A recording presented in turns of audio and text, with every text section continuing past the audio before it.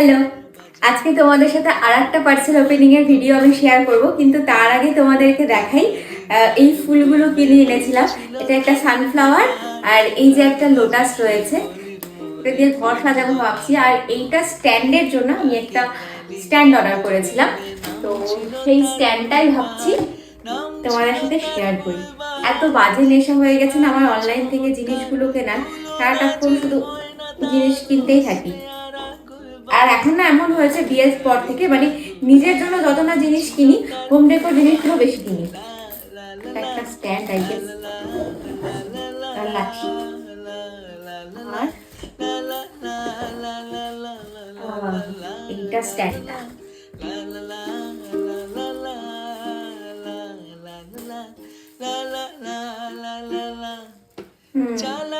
এটা আর এটার সাথে আই গেস সেট করে, যাই হোক আমি এখন সেট করতে পারছি না, তো দেখি।